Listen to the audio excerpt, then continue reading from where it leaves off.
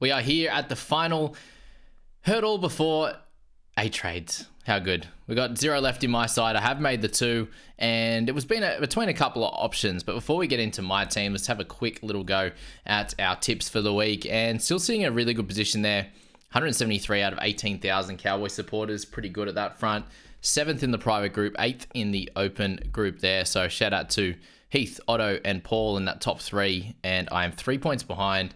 Margin, thankfully, is the best of the lot. So if I can catch up a few tips, that'll be great. But we go into this week, and the hardest tip for me probably was this Dolphins-Rabbitohs clash. So the Dolphins at the moment are losing some games, and they are still the favourite here at home in this clash. They don't really lose too many players. Obviously, Felice Kaufusi and Hammer are out in this one. The Bunnies lose Latrell and Murray. So 2 very big outs for both sides, obviously. But I do think it hurts the Bunnies a little bit more just at this stage, given how good Latrell has been. And we did see without Murray, without obviously Latrell in round 16, it was a bit of a bludger, that one against the Manly Sea Eagles. So I think Dolphins need a bounce back, and Rabbitohs probably due a loss. And with the trades that I'm going to make, it would actually help. So if the Bunnies win this one, it could cook me in a few ways, but I'm going Dolphins in this one. Sharkies, I expect to get over the Tigs, even without Hines there. You've got the Titans over the Eels. They get a few players back, and I expect Brimson to play as well. Very, very much unsure where he's going to play at this stage, but keep an eye out on that one. 5:30 tomorrow night, or 4:30 on game day there. Broncos, I'm taking them over the Dragons by 4. I don't see them winning by much. If they do get up, they could also lose this one, but the Dragons, they have a habit of winning well or losing pretty poorly. So I'm actually not sure how to tip this one, but I just can't see them it being too high scoring of a game with the Broncos guys out. But they need a win desperately. And then the Eagles, I'm going to take over the Knights with Tommy there at fullback. I think that's helpful. Obviously, they actually get a half in Jamie Humphreys, which will be fun. So hopefully they have a little bit more direction there. And their outside backs can do some good things against the Knights outside backs, who are very, very fresh to this side outside of Greg Marzou, and Dylan Lucas has played a few games there at centre. So that's going to be a fun one for sure. And Eagles at home is where I'm going to go with my tips in this one. So on the fantasy side of things, I've used those 2 trades and I've left a bit of cash in the bank. So there was a few options this week. The first one was to actually sell Cotter and get Kolomatangi, and then sell Weeks to get Olakuatu and just go for 2 guns. Leaves me with very, very limited, cash. I think it was under 40k, but I get those 2 guns. I get Kolomatangi as, a vice captaincy option this week. I then probably can't go for a top gun next week. I could downgrade to Starling from Piakura next week, but it doesn't net me too much cash. It would give me about 100 with what I've got in the bank to do some upgrading next week. But again, who would be available to upgrade? I could use Fuller, but I think he's going to probably back up next week or play next week with Hammer. A chance of, especially if they get a win this week, I think they have the opportunity to probably rest him with the AC joint injury. I don't think the 2 games in 4 or 5 days will be super ideal for him there. And they actually back up first, don't they, the Dolphins? So that'll be pretty tough for him anyway, to back up on the Friday. Actually, no, I didn't look at that. Round 20, they played the first game this week, and then they played the Sunday game at 2:00. I still think if he gets battered and bruised a bit, I think it might be too quick of a turnaround. So he could be a guy I could use to sell. Obviously, Piakura would be going down. And then I have guys like Blore, who could be used if I hadn't gone for Weeks as a sell this week as well. Then that was obviously the option as well to use this week. And I have gone and sold him. So I just think that this one puts me in a little bit of a better stand over the next couple of weeks. I only currently have definitely 1 guy out next week, and that's going to be Kale Iro at this stage. I'd flirted with bringing in Madison as well, but it does add to next week's outs. And he's got some, he's had a coloured past in the last few years for fantasy coaches as well. So there was that. If Fuller doesn't play, if Cotter doesn't back up, that would be down to 4 being out, and then I'd have to utilize a lot of trades next week. Whereas, if possible, the max amount of trades I want to be able to use next week would be 2, and that would be more on just the downgrade upgrade. Starling gives me a hooker cover next week if anything happens with Damien, and then I could use that extra 144k to upgrade one of these guys, whether it's Wishart in a couple of weeks at 700k or whatever he's going to be, whether that's Trey Fuller in a couple of weeks, whether that's Sean Bloor next week and I can get someone up closer to the 700k or 750k mark, which would be cool from Bloor. Samuel Afenu could be used as well. So this is the way that I have gone. And those two trades are KO Weeks and Brendan Piakura out. So I have Olakau'atu and Jai Gray coming in. So I'm pretty excited about Gray. This situation here, I think that over the next few weeks, if I can use sort of like 3 trades over the next few weeks, it leaves me with 5 for the last sort of like 6 rounds. And with a team that's very well set. And I'm looking at the teams that have buys as well over the next 8 rounds. And I have no more than 2 in any of those weeks that are going to be out. And obviously this means that I'm likely to lose Phil Fuller over the next few weeks. And he's probably one of those upgrade targets in the next 2. You know, if Greg gets up, you know, a little bit extra over the next few weeks, he then has a tougher run, I could use him as an upgrade, you know, to one of the top guns. There's plenty that I can look at, right? Whether it's, him, Bloor, Fuller, Wishart, those types of things. So they're the upgrade guys, and hopefully everyone else stays fit and on the park, right? But with only 2 guys out each week through buys, there are a bunch of weeks that they should be able to get a strong 17 on the park and not worry too much. And with Gray, he's going to get the next 4 weeks at minimum, and they're also going to see how they play, Bunnies. If they lose a couple of games in the next few, then it's probably unlikely that Trell even plays the rest of the year. So there is a chance that, Jai plays on that front, that he'll just go get surgery, Latrell, and sort that out. He's also going to get a review in the next couple of weeks once he's out of a moon boot to see how it's progressing. And if it hasn't progressed, then he's actually going to be out for the year. So there is a small chance that, I think a 15% chance that Gray plays the rest of the year out at fullback. He scores really well. The other chance is obviously he plays 4 weeks, and I think he scores well enough in those 4 weeks to be a guy in my 17 every week. Has dual position and stuff like that, which is great too. And if I do have to trade him out by that point, hopefully he's 500k.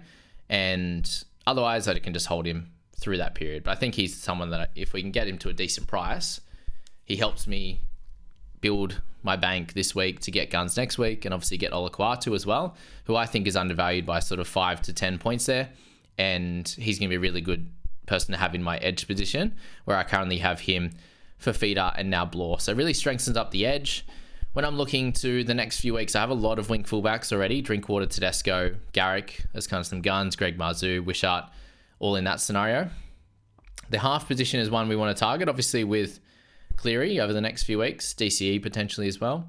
And then I think the mid as well. So the mid position, getting a Isaiah Yeo, something like that. So they're the only 2 top guns that I want to target. One of them I'll be able to get next week, and then maybe one a little bit later if we have an injury, or if I can potentially upgrade and get like a Charlie Geimer I can go down to, or if that cash was enough from Starling. So I am taking that bit of a risk with going for Jai Gray. I feel like I have a really strong side coming into this week. Yes, I don't have Nikora, but I have Olakau'atu to cover that one. Fuller, we know, should do pretty well. Hopefully Greg Marzhew, Garrick, Aitken, Cook, Plath can all do good things. And then Willison, Fainu getting their 40 odd would be nice as well. So with 13 playing this week, hopefully get myself into around the 400 rank or 380 or something like that. And then be on the same level playing field as everyone else coming into that final 8 rounds. And it's going to be a lot of fun. I'm super excited about it. I'm nervous about the amount of trades left for sure, but risks need to be taken, and this is one I'm going to take this week, but I think it sets me up better for the following weeks. I could go for Koloamatangi next week, but then I don't have Cotter going forward. So it's like, well, Koloamatangi, Cotter, yes, Cotter might miss next week, but I can cover that. And then he just has the 1 bye left, and I think that Cotter can average 55, which is probably what Koloamatangi is going to do for 1 week more. But I have the coverage with, that player this week for the 13, and I'll have a player to come in for next week if Cotter's not there either. So I'm not losing too much out there. And I can also get another gun on top of that without selling one of the guns I have. And I'm cleaning up the bottom with Piakura and Weeks, who I think is going to average like 35 or so at fullback. So yeah, there's a bit of method to the madness, and this is the way I'm going to go. I had a couple options, but I'm feeling really settled with this. I'm going to take the plunge on Jai Gray. So pretty excited by that one there for sure. So let's move to the Supercoach side. I've actually launched in Supercoach as well, and I'm taking a little bit more of a risk in this side of things and getting some guns. So the trades I have made, and this actually gets me 16 on the park this week, which is pretty wild. So Olakau'atu comes in, Jaden Campbell comes in, and Tommy Turbo. So yeah, as I said, I'm taking risks. I'm getting guys that have a lot of upside in Tommy, Campbell, obviously Olakau'atu is a bit of a no-brainer at 600k as well. He's averaging 70 for the year, which is incredible. Beau Fermor comes out. He's just the guy that moves between center and 2RF, and it's just hard to hold someone like that. I've got a lot of these type of guys, Aikens, Plas, these types of guys that can average about 60. Fermor, he's the price point that I can, like I've only got 4k in the bank. He allowed me to get up to Olakau'atu there, needing 70 odd k to do that, which 60 odd k, which worked out well. So that's the play on that one. Campbell, if he actually gets moved to the bench or something like that, I can reverse these trades. Olakau'atu, Campbell, and Turbo. Campbell's the third game of the week. Hines is the second game, so hopefully we find more info out at 5:30 tomorrow night. And if it doesn't work out that way, Hines can then, I can still trade him out, but I can change who comes in there for Campbell, which will make it easier for all of the other. I won't have to change the other trades anyway. So got a little bit of a contingency if he does happen to be on the if he does end up in the 14 jersey, if Brimson comes into the 6 or something like that there. So team looking like this week: Coruscant and Brayley, Willison there up top. For Feeder, I'm going to have him as my vice captain. Olakau'atu, Plath, and Kaipis Paul. Brown, we have Jaden Campbell and Galvin. We got Garrick in there with Aitken, Asako, Marzu, and Iro. And then Tommy Turbo down below at fullback. So for me, this is my week there with 16 trades down to 13 now to really launch and hopefully get myself into a much better rank. 2,700 at the moment. Hopefully can get into the top 2k, sort of 1,500 would be ideal. And then have enough trades over the next bunch of weeks to really continue pushing, given I'll be 5 trades more than my fantasy counterparts. And you look at the squad that I've got now, and the main one there that's, main couple of guys I'm not too keen on having for the rest of the year. It's like, Jaden Brayley, but I've got Coruscant there who will play every game except for 26. I've got Sam Hughes, I'm not too excited about, obviously. Smithies, and I'm definitely due for a cash down. I've got Isaac Tungo as well, but with Cleary coming back, he could work out too. So what I'm looking to do next week is actually cash down a Smithies or something like that, get myself 200k in the bank, and do an upgrade somewhere. Whether that's Adam Fanua-Blake in the front row forward position, that could be an option there.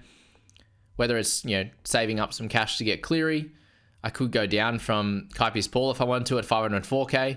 If I'm not going to play a lot of these guys week to week, he has a bye in a couple of weeks anyway, and costs more than Smithies. He could be the upgrade guy, he could be the downgrade guy as well. So a few options in my squad, and hoping to really dominate coming into the next few weeks there in the back end of the season. So let me know what trades you're doing in fantasy and Supercoach, and we'll move into the head-to-head teams now. So I end up using a few trades there, that's for sure, and got through a couple this week in the head-to-head squad. And given I wasn't able to get Koloamatangi in my team, I've gone for Koloamatangi in this one. So Hines goes straight to Keon, and then Jack Cole goes to Jack Whiten. So those two trades net me, some guys I think will do well over the next month or so, which is what I need to get myself really strong and set in my head-to-head finals and get myself in a good position, as I said. So pretty much all of my leagues there actually have a game this week. So a few of them I'm 5th, 6th, what do we got? 11th in this one. So I need to push to try and make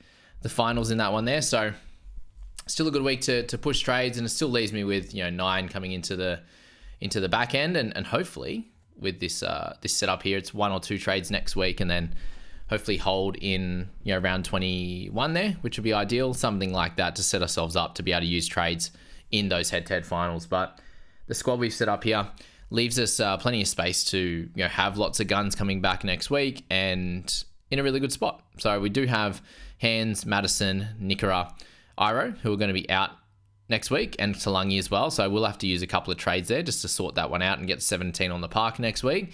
But I do think that's fine. Leave myself with 7 for sort of that back end 7 rounds there, which will be sweet. So I'm actually going to captain Keon. I think he's going to play that full 80 tonight and get somewhere in that 60s there. And if he scores a try, even better. For Feeder, he's probably going to be in that 60s range as well. So just as a little point of difference, wanted to go with Keon just in case for Feeder goes this score, and Keon goes for the score he got last week as well. So that's that. Sipley along with Madison, Nikora in this one compared to Ola, Hands and Hooker. So hopefully he can do okay for those sticking on hold with him. Galvin and Plath there, Whiten and Iro, Talangi, Garrick, and Jaden Campbell. The little point of difference there. So should be a pretty different score to the team that my overall squad's going to come up with. And let me know what you think on this one. Got 13 on the park, in a really good spot to obviously win my head-to-head matchups this week. which will get me right up into those top fours and then improve that overall rank, which has really gone down well the last couple of weeks there. We were, in at the 8,600 down to 6,600 into 4,700 there and continuing to improve. So good stuff on that front. And I've actually used 3 trades as well in this head-to-head squad. So I have one of my 2 head-to-heads I'm still playing, and this is more about getting a strong team on the park as well. And in my head-to-head comps, there's actually prize money for the overall winner as well. So it's a mixture of getting both of those things right. And these 3 trades that I am making are going to set me up in a good way to get things going. And Jai Gray does come into the team in this one, along with Garrick and along with Olukwatu as well. Thank you for that. That scared me, Siri, on my watch there. But Smithies comes out, Hines and Drinkwater. I do bring in Garrick, I do bring in Gray, and I bring in Olukwatu. And the big thing, obviously, with that section there is just to have enough cash there to end up getting the majority of guys in the park. And Drinkwater is probably someone I could look to potentially hold as well. It's definitely not a must trade out for sure. Like, I'm sitting there and I could easily slot in with trading out Strange, which I think is a decent shout as well, and I'll probably muck around with that here. But the reason I was getting that 318 in the bank for next week is to potentially get to try and push for Jai Gray could move down to fullback if I wanted to, move Garrick up, and I could get like a Cleary as a potential option there, rather than sort of locking in or having the fullbacks locked in. That's kind of the general thought I was at. But I only end up with like 13, I believe, in this squad. So, with the 2 front row forwards out, with the 2, we got the 2 second rowers in there in that one. I think I'm on 14, which is pretty solid. But I'll muck around with potentially trading out Strange instead of Drinky. But I suppose the big question is, what do we want to do with that fullback slot? Do we want to get like a Callum Ponga over the next few weeks? Do we want to push for... Obviously got Tedesco already. Do we want to try and get Edwards? I think just leaving that money in the bank is going to be helpful to push and improve certain situations. But good to have Fafita, Olukwatu and Katoa in that 2RF. I've already got Adam Fanua-Blake. We've got Coruscant and Reid Marnie. So really it's this this fullback slot here and potentially that that 5/8 or halfback slot that we can do some upgrades in over the next few weeks. So let me know where you're at, as I said, with your trades. And thanks so much for being here, guys. And another great week in the books. Good luck tonight in that first game with Dolphins up against the Souths.